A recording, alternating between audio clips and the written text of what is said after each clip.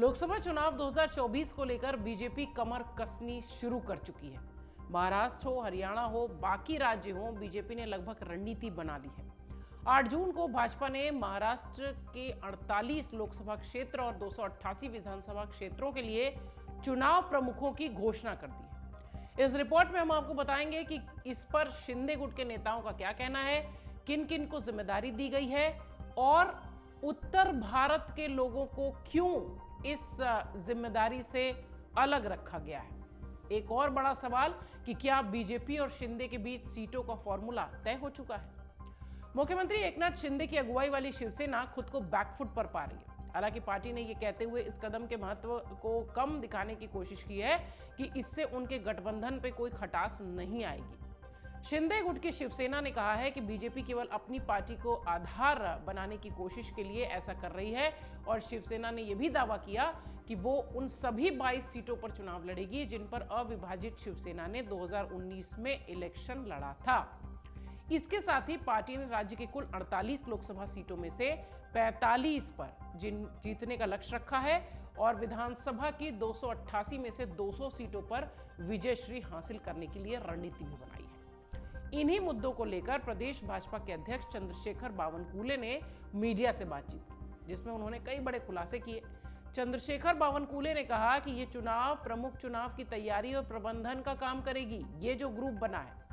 उन्होंने कहा कि मुख्यमंत्री एकनाथ शिंदे की शिवसेना के साथ गठबंधन में हम शिंदे और उप मुख्यमंत्री देवेंद्र फडणवीस के नेतृत्व में लोकसभा और विधानसभा का चुनाव लड़ेंगे। हम 45 से अधिक लोकसभा सीट और 200 से अधिक विधानसभा सीट जीतेंगे, ये दावा भी उन्होंने किया। उन्होंने कहा कि जिन सीट पर शिवसेना चुनाव लड़ेगी वहां भाजपा चुनाव प्रमुख शिवसेना उम्मीदवार की विजय सुनिश्चित करने के लिए ही काम करेगी। बावनकुले ने यह भी कहा कि भाजपा का लक्ष्य मोदी सरकार के पिछले 9 साल के कामकाज के बारे में लोगों को बताना है।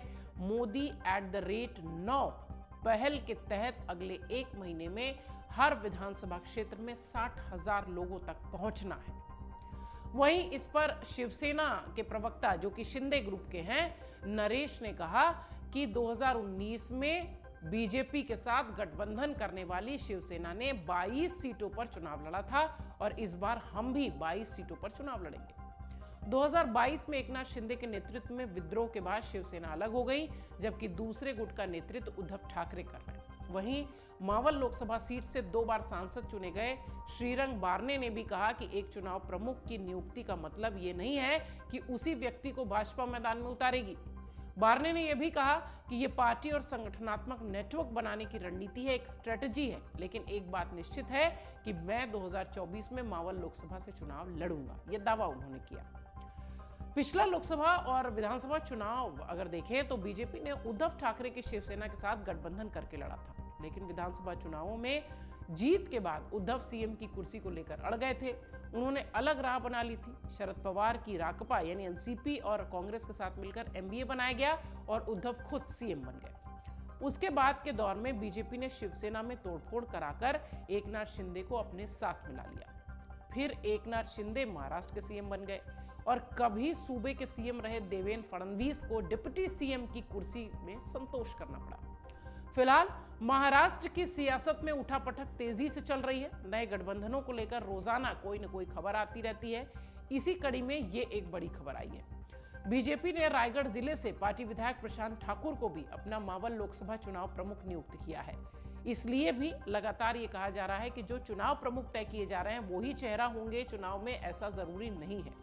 दूसरी ओर भाजपा के विधायक महेश लांगडे को शिरूर लोकसभा चुनाव नियुक्त प्रमुख जो है वहां का नियुक्त किया गया है। लांडगे लोकसभा चुनाव लड़ने के इच्छुक हैं। उन्होंने ये भी कहा है कि मैं शिरूर लोकसभा सीट के उम्मीदवारों में से एक हूं, जबकि पिंपरी के लिए भाजपा के चुनाव प्रमुख के रूप में वो नियुक्त किए गए हैं, जो कि अमित गोरखे हैं। अमित गोरखे ने कहा कि मैं पिंपरी विधानसभा सीट के लिए एक उम्मीदवार था, लेकिन मेरी नियुक्ति का मतलब यह नहीं है कि मैं विधानसभा सीट से चुनाव लड़ूंगा। मेरा काम पार्टी के नेटवर्क का विस्तार करना है, मजबूत करना है। अगर शिवसेना का कोई उम्मीदवार यहां से चुनाव लड़ता है तो भाजपा और शिवसेना दोनों मिलकर उसकी जीत के लिए निर्वाचन क्षेत्र में काम करेंगे। ये वो तमाम लोग कह रहे हैं जिनकी की नियुक्ति चुनाव प्रमुख के रूप में की गई है।